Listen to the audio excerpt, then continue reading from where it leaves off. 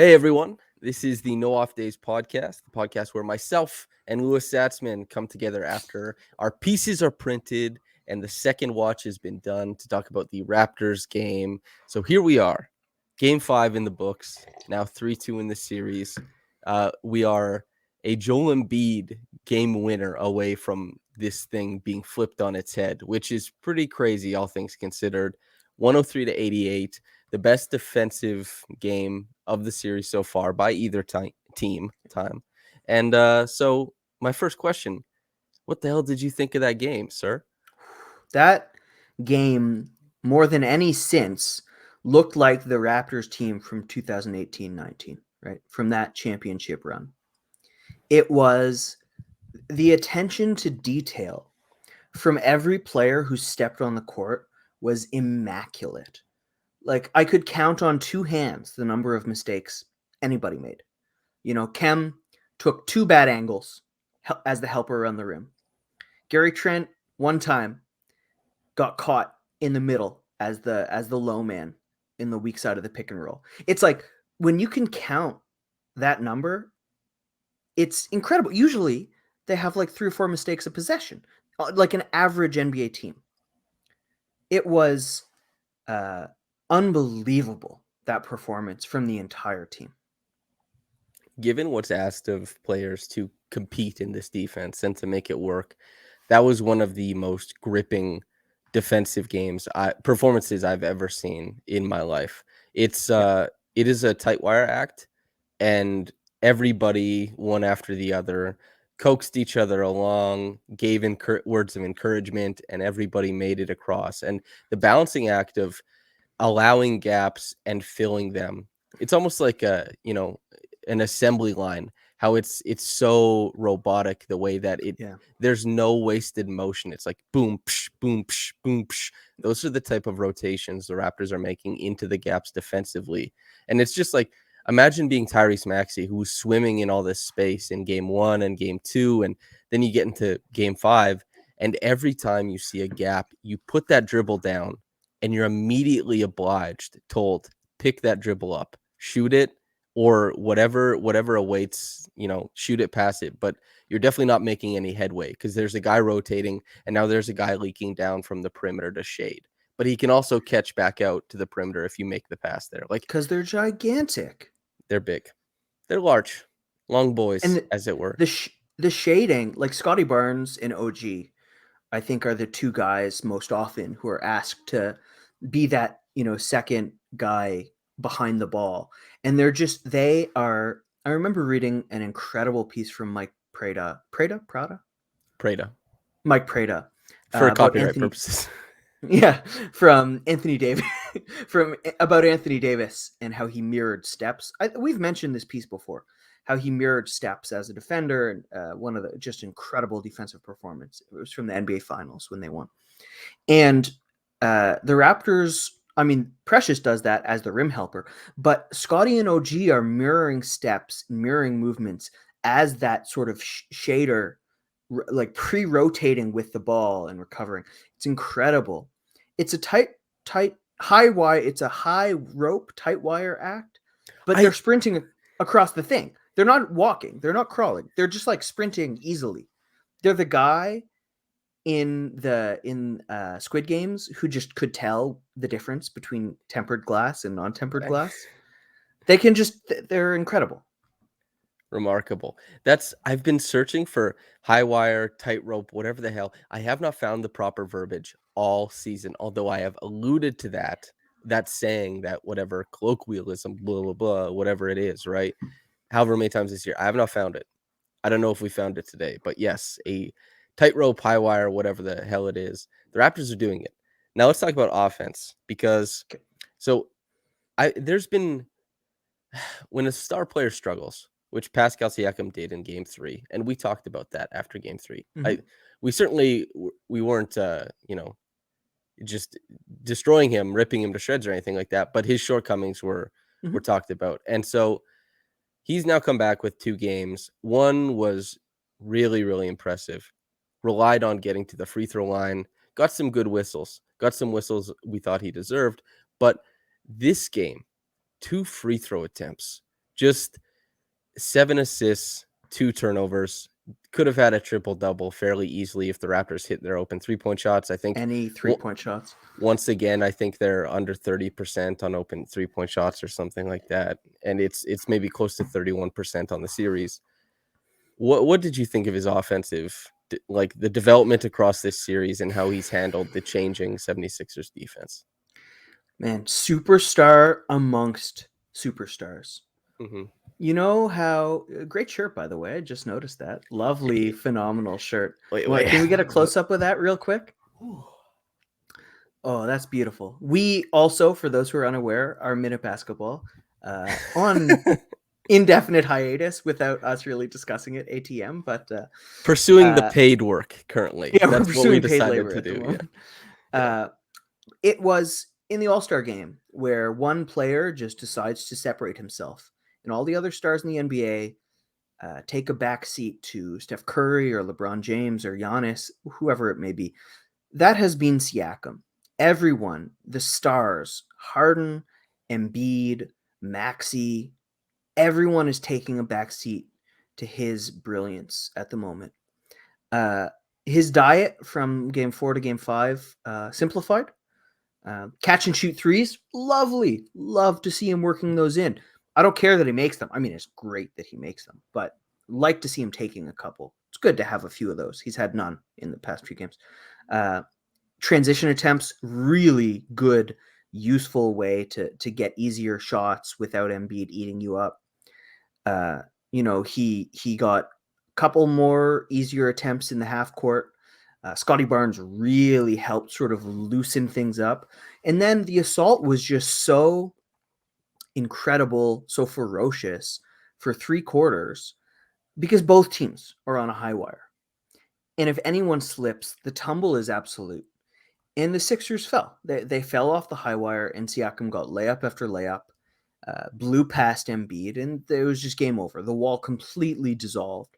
But even before that, I really liked the offensive process, maybe even more than game 4, which was already a superstar performance. Yeah. Tell me if I'm shoehorning this in here, but this Shoehorn is, away, baby. let's say the down games of this series were maybe the Tampa season, where you see the process is there. You see kind of what's happening. But Pascal has always seemed like a player who assesses and responds. He isn't, because he doesn't have the pick and roll, pull up three and all that kind of stuff. And especially since he was forced into this starring role because a team that would have maybe been a dynasty wasn't. Yeah. If Kawhi Leonard stays, who knows what the Raptors are, but he didn't, so that everything gets shaken up. The Yeah. hierarchy of shooting. The Yeah. long-term plan of what they wanted from Siakam changed immediately when Leonard left. Yes, that's exactly it. And so he's always seemed like somebody who's really strong at assessing the floor, finding his spot, almost like a coach would be, right? Like we talk about coaching and adjustments in the playoffs, and you take the first bunch, then you give yours back and all that kind of stuff. Sometimes you punch first and you just keep punching. But Siakam has responded very, very intelligently to this 76ers defense. Just not being a guy who turns it over. He seems to have a really great read for where they're going to rotate from. A great in the first couple games, that stunt from Danny Green would maybe bother him. It was bothering him. Yeah.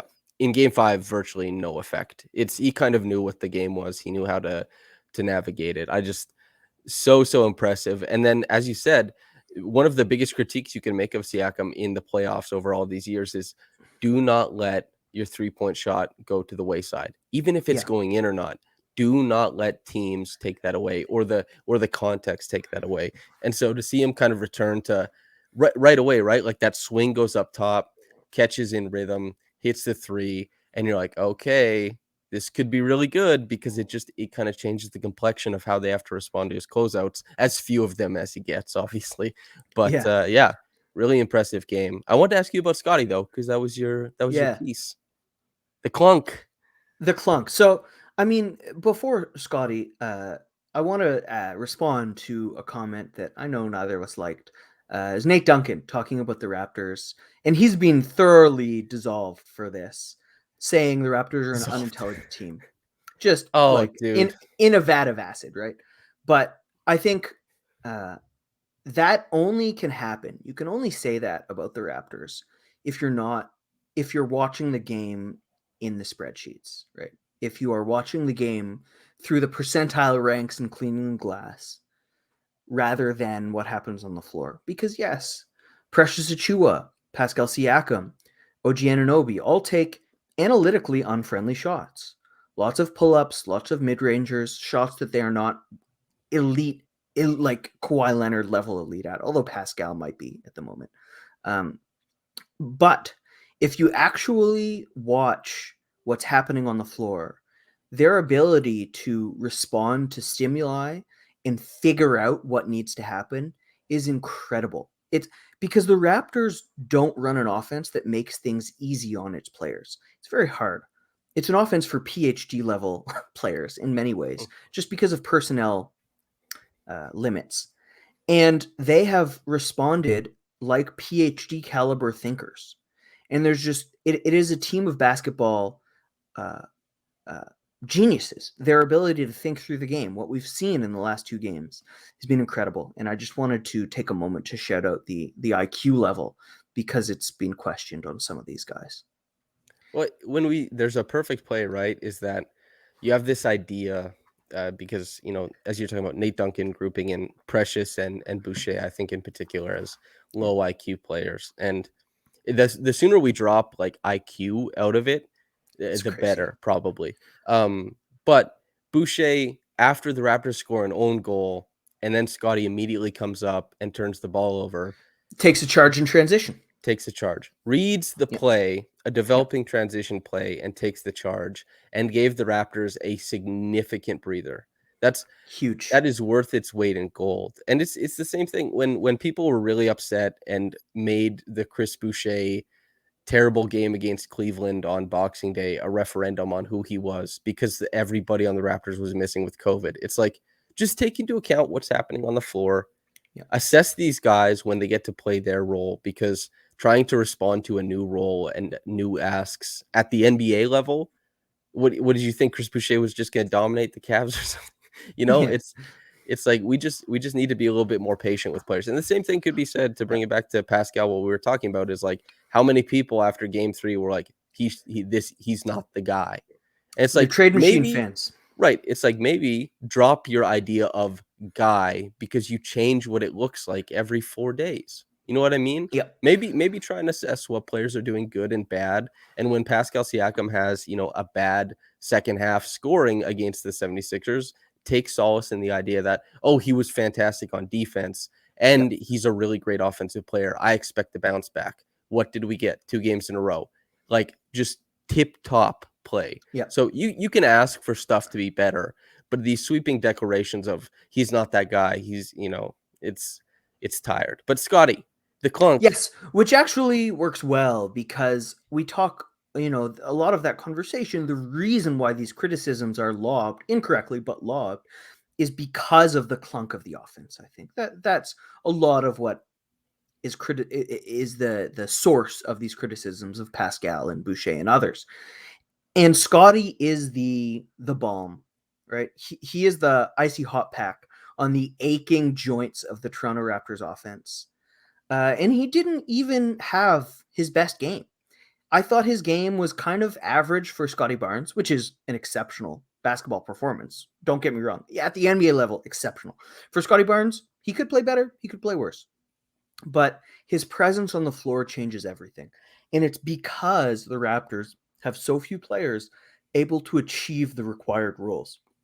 Right now, only Pascal can initiate. That's just the way it is. He's the only one able to sort of start sets, get things going. The offense was terrible with him off the floor. Just the process, bizarre. OG Anunoby, for as good as he is at post ups and at passing and at all these other, self creation in between things, right now he's one of two shooters on the Raptors. He is the best shooter on the team, even though he's in a little bit of a cold streak. And they need him behind the arc because that's just no one else can do that. And so as a result, off ball rim pressure is just non existent. Precious Chua likes to take threes. Kem Birch is just being completely ignored. Thad Young likes to operate in the high. It's just Chris Boucher brings a little bit of it. He doesn't play all that much, and so it fell to Scotty Barnes to sort of post up mismatches. He ate against Maxey, which we discussed as an option after Game 4, and then the entire defense shaded to stop him getting from the ball in the post against Maxey. Boom, that's a win. You can get easy buckets out of that. He ducked in on the baseline, which I asked Nick Nurse about. He gave me some really thoughtful response. For he cut in for a dunk from Pascal. He had a nice little connection pass for a three. On top of the transition stuff, the defense, he is. You know how we discussed Pascal being the liquid cement? Terminator from Terminator 2. Right. He's able to fill the cracks on defense. Scotty Barnes does that on offense. He is the liquid that is putting the things together. And other people could be the liquid, but they're busy doing other things. And there's a reason why the team has started winning games with Scotty Barnes playing again. Also, it's really, really important that the Raptors are now getting turnovers defensively, and that Scotty Barnes is occupying fast breaks more often than Fred was, and more often than Gary Trent Jr. was. Yeah. I won't belabor this, but if you've been watching this series, then you know how destitute a contested transition attempt for Gary Trent Jr. can be. Some of those possessions are pretty hairy. Getting Scotty Barnes and his genius interpretations of the floor, 2 points, like automatic. panning, he'll figure it. He'll find the pass, or he'll find the bucket. To interrupt just very briefly, Gary had one really impressive transition play where he pulled back, probed, went side to side with his dribble, and I think swung to the other side that was Pascal's second three. I might be mistaking plays, but he had one impressive semi-transition sort of play, which, if we're going to criticize, let's also appreciate when he has good moments in transition as well. And also just he had 2 shots heading downhill, not in the second half, but in the first half. Like Gary, he loves that crab dribble. He likes to put the guy on his hip. He's not going to try and burst into the lane and finish over a guy. So he likes to go slow and keep everybody at his pace. And getting to that right-handed that right-handed push shot was really nice. So to see him finding counters, really great, especially when he and OG aren't shooting that well from 3 and are getting run off the line. There needs to be some sort of response. And Gary, a little bit of playmaking yesterday and a little bit of shot making off the bounce too. So that was really nice to see, and a couple really tough ones as well. So yeah, well done, Gary. Just really need that for the last 2 games, that catch and shoot 3-point jumper to come around. Same with OG. That is massive. Precious Achua. Holy smokes. For the people who are paying attention, this has been the case all series, kind of. It's just with Fred out, Pascal is doing more, everybody's doing a little bit more, and Precious ends up as the guy who, when the ball swings and it settles and it's him and Embiid is sweating. And that sweat, is he feels it, man. Like the temperature goes up in that building. Last night, Precious, he was the last media member to talk. And there was a question about offensive process, and he gave an answer. And then someone just asked off the cuff. He was like, "When you get the ball against Embiid, you're looking to attack." He just said, "Yes, of course." Yeah, man. It looks like food to him. He's right a now. goddamn killer. Like, no fear of looking like a fool. No fear of getting blocked, of getting turned over. We talked about the value, or I was on the Raptor show with Will and Alex yesterday, and I talked about the value of Thad just being a guy who tries stuff rather than deferring. Throw a bounce pass, just try something. Precious is gonna do something, man. He's gonna bust you off the dribble no matter what happens. He had 17 points. Like, that is unbelievable. 19, I mean, if you count in his scoring Thibault's only 2 points. Precious, this series over. Like, that's how good he's been. In 4, yeah. In 4. Yeah. Well, that's everybody who was paying attention knew this would be the case. Maybe not offensively on Embiid strictly, but that he would punch because it started happening quite a He'll bit. punch gaps. Not only was he shooting threes, but that dunk he had where he came baseline and Harden got a piece of it, but he still dunked it. We saw a lot of that post Yeah. All-Star break. It's put the ball on the floor. He's a great athlete. The coordination issues that were very persistent early in the season are like gone, which is He great. kinetic genius to be able to get rid of stuff that fast. Right. I don't know how he did it, but it's gone. And yeah, being able to punch gaps, shoot the three, which hasn't been a massive part of his game, but has been enough that everybody kind of sits back and says, He's getting run well, off the line.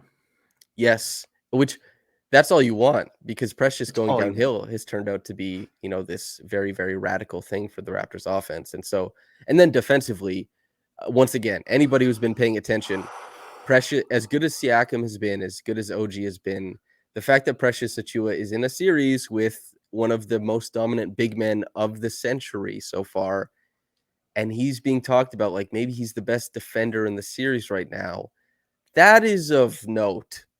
Like big font, big note, man. That's huge. You and I were big on we were Precious pilled very, very early. We've been Yeah. talking how good he is for a long time. Years. His defense especially, we were very aware of how incredible. I don't know about you, but even I am surprised. Not that surprised. I'm a little surprised about how truly series altering his defense has been. I'm not surprised about that, actually. It's crazy. It Like we both picked the probably Raptors to Toronto's best win. defender. Yeah, we both. Wait, Yeah, that's true. wait. Okay, so wait. You picked the Raptors to win. Yeah, Probably. Did you saw a better Fred series then? I'd I saw a guess. better Fred series. I saw Precious, man. I just was like, this guy. I didn't expect a good Fred series. I expected an okay to mediocre Yeah, Fred series, but I was like, Precious, and I thought that the regular, you can wipe away regular season film as soon as it's no longer relevant. But I thought the film was relevant. I did yeah, breakdowns. I watched so much of Precious at the point of attack on Embiid, yeah. and everything in that said to me repeatable. And then through the first few games, Embiid was just incredible, and the Raptors as a whole defensively failed on many different occasions, whether it was transition or whether it was in broken plays and stuff like that. But when Precious gets to line up across from Embiid, and they get to do the mano a mano stuff, he's not batting 1,000, but he's batting 1,000. Like he's doing everything and more. Blows my It's mind. incredible. Yeah. Yeah, I saw a better Fred series. I also saw a worse Tobias Harris series. Oh man. Yeah. What I saw was Fred in the first quarter against the Miami Heat when he had more cause to play in the regular season than he had since he had made the All-Star game. He was like, I'm gonna just bust Kyle in his return. I'm gonna take the record for threes. And he hit like 3 or 4 threes in the first quarter, in the first half of the first quarter. I was like, okay, when he has the cause, he can turn up. Like, I know he's hurt, but I thought he'd be able to turn up like that. And so I was basing it on really that quarter. I should have based it on the rest of the game when he did struggle.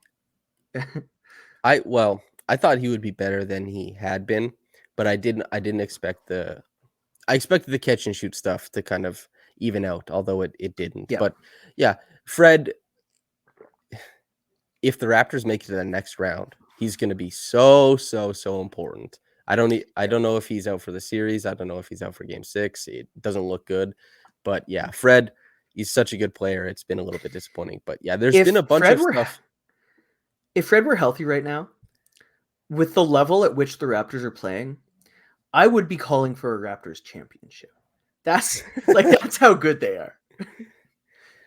Yeah, this defense makes it really, because not only is the defense giving up a 94 defensive rating, but it's also generating runouts, and that makes the offensive process, as clunky as it might be, a lot better, especially when Scotty Barnes is the guy with the ball in hand and you have guys willing to run out and stuff like that. And you have Pascal Siakam dotting Thad Young against a zone and Thad Young getting that Mm, maxi post up, and then you have mm, Precious making that 45 cut to the front of the rim.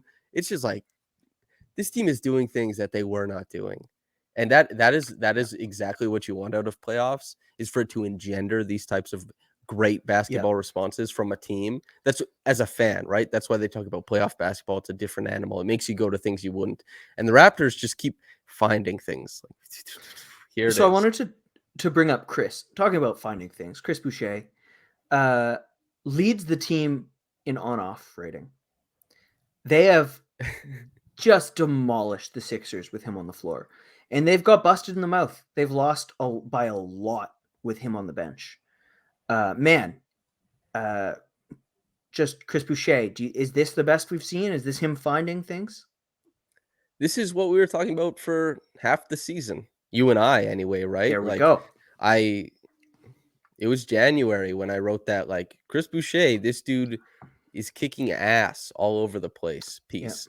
And it, it was so evident. And it's not, you can cheat your way to good analysis sometimes by looking at who wins the minutes. But Chris Boucher, it was the film, it was winning minutes, and then it was just winning every possible minute on the floor for months on end. And then, the way the foothold he's found in this defense, he's really, really strong on that end.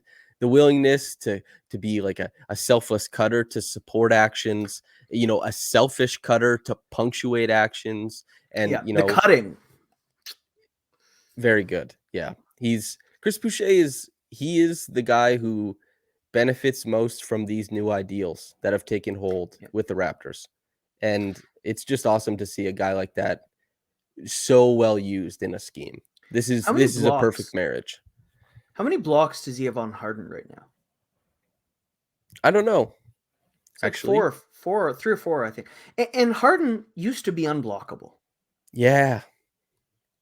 Like totally, he would either dunk on your head, he would throw a lob, he would finish a totally uncontested layup, or he would kick out for a three. Those were the only 4 options if he hit the paint. And Chris It's Boucher has made it 2 options: I block you, or I take a charge. well, Harden used to put you in the stanchion, right? He'd be so Oh yeah, quick, then he'd see you're trying to catch up. He'd let you catch up to the point where and it's then a foul, and then you get that front shoulder, right? And then you'd be in the stanchion, and he'd finish, 2 feet on the ground like Kyle Lowry, little baby layups, stuff yeah, like that. Um, Chris Boucher, yeah, he's found really great timing, hanging out to kind of contest the post entries, the drives, and then the democratic rim protection system, right? Kind of sliding over. it has It's Harden refusing to attempt layups. Yeah, he's He was over it. shooting. He's just not. He had an uncontested layup last night. He heard ghost footsteps and he swung to a weak side three that got tipped because the Raptors were just playing him for the pass. They are completely playing him for the pass right now, and they're blocking him when he tries to hurt them for it. It's crazy, man. Very, very impressive. I feel like we did most of this game. Is there anything else we should hit on regarding these Raptors? Yeah. Kem So really good first stretch. yeah, that's what I wanted to. I didn't like his second half stretch because the offense, he really tanked it. But the Yeah. first half, I thought he was phenomenal. It made me say, "Wow, great idea to start Kem." And that's really tough to do considering Precious is the other guy, right? So yeah, awesome. So I heard from Will Liu. The theory of starting Chem is Embiid comes out with the most energy to start games, obviously, and he's a bull in a china shop trying to draw fouls, trying to get to the rim. You want Chem to take that hit, not Precious, which actually makes some sense to me.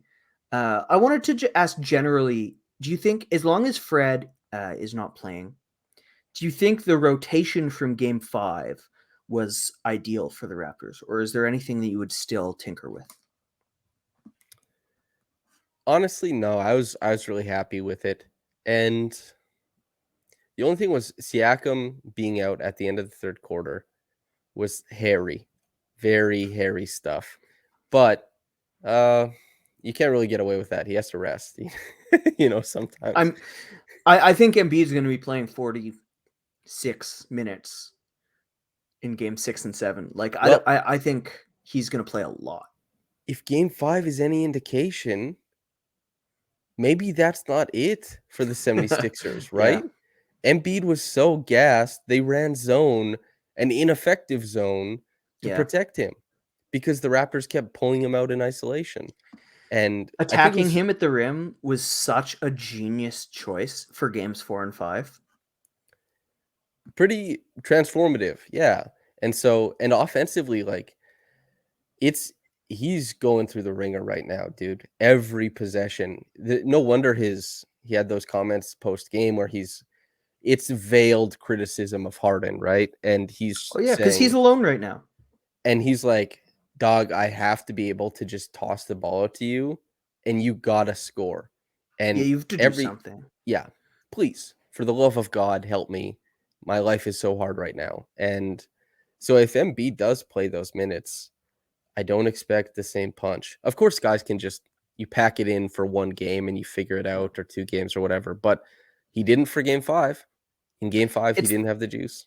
the Sixers are the candle meme right now, where it's like, please help me budget. You know, my family is starving, like $1,000 on candle. That's the Sixers. Because look, we talked about possible Sixers adjustments after game 4, because I thought they were scraping the bottom of the barrel. And like, where do they go from here? It just, the Raptors have this series by the horns, and I see no way for the Bull to get out of this headlock. Superstars. That's what it is. Like Yeah, Embiid has that's to hit their his answer. pullouts. Right. That's their answer is Embiid makes their defensive process futile, and that's them's the breaks. The Raptors, they don't have much of a chance of stopping it. They deter him for so long that it eventually becomes a stoppage. But if he's shooting like game 3, we saw that second half where he closed out. It was really great. So that's their hope. And Harden turning back the clock. Maybe Maxi accesses the young superstar game, right? That Anthony Hit Edwards 7 has. floaters. Something like that, right? He missed his first shot at the rim, by the way, Yeah. because he Yeah. missed because he missed one in game 4, but he tipped it in right afterwards. So Yeah. Yeah. Yeah. Immediately. he was 14 of 15 at the rim heading into game 5. He finally missed one and didn't get a tip in. Uh, Finally. it's a just shot making. That's the Sixers' only counter. Yeah. Which, man, that's got to be scary as a coach, as a fan, as a player, to not have, because they don't have other options, and the Raptors still have more that they could pull out of the bag. What if Doc Rivers comes out and says, "Well, I haven't played DeAndre yet in this series." Like what? He might, he might, but they're like, Scotty Barnes in the post. They went away from that after the first quarter. They can do a lot of that, right? They have a lot to offer offensively that they know will work. They can run different iterations of pick and rolls. There's more, and they're saving it. Nick Nurse has always run these playoff series with an eye to like he doesn't care how many games he loses. He's willing to toss games to get an idea of what's going to work. my Game 2, my game 2 is an automatic. I'm pissed about that, but game 2 was lost. my friend T. So there's a meme that says, "I just messaged my landlord to raise my rent because Yeah, yeah, yeah. I believe in my hustle so much." That And was game 2. yeah, and T was like, "This kind of reminds me of the Raptors going down 3-0," which is such a good Yeah. joke. But it the title of this podcast is a collision course with history. The Raptors, if things hold, they have not, Doc Rivers made it sound like in post game, like, oh yeah, the Raptors, they just hit everything they wanted to. That was their secret. And while there was, he did, yeah. And while there was some shot making performance by the Raptors, for sure, it was just Pascal. The Raptors are leaving a lot on the table via shot making. So the Raptors have been Pascal winning. made 1/4 of the Raptors' threes in game 5. He made 2, the team made 8. There is a lot of meat left on those bones, man. Kem Birch, baby. That was everybody Okay. and their mom when Kem Birch hit that 3, said to their buddies beside them, said to their friends, over text, "We got a Kem 3. We cannot waste this game." Yeah, Like yeah, yeah. that, and that's yeah. Anyway. So yeah, shot Paul making Reed hit a 3 in game 4. It's not like the Raptors are 2, not. right? Well, one was garbage time. That was. The Raptors are not on the plus side of variance at the moment. They're just not. Like, sure, the Sixers might get a lot of variance and might win the series, but that's what it takes because the Raptors aren't cooling down. This is a very sustainable approach to agriculture at the moment. Yes, that's right. This is one of those civilizations that has like an era rather than a trend. The Hobbits. Something like We said we were going to talk about Lord of the Rings. This is the Shire right now, man. They're growing mushrooms. They're eating happy. They don't like them wizards. We got no time for their shenanigans. This is sustainable. who's the disturber of the peace? Is it Nick Nurse? Is he the Gandalf character? Yeah, he's the guy dragging them hobbits off to war. And when he tanked game 2, you're late. A wizard is never late nor early. Yeah. He arrives Yeah. precisely when he means to. That was good Gandalf voice. Hey, thanks, man. I was working on it for days prior to this. Had it in the bag. We that wrote feels that like joke hours ago, by the way. Yeah, brainstorming. That feels like a podcast, Lewis. How do you feel? Podcast. All right. From Lewis Zatzman and the podcast merchant. Okay. Thanks for tuning in. We'll be here after game 6, maybe with Blake Murphy. I'm going to keep teasing that every single episode. And thanks for coming on, Lewis. Once again, you're the co-host. You don't come on. You just thanks for talking to me. It's nice to talk. Listener, thanks for tuning in. And we'll see ya.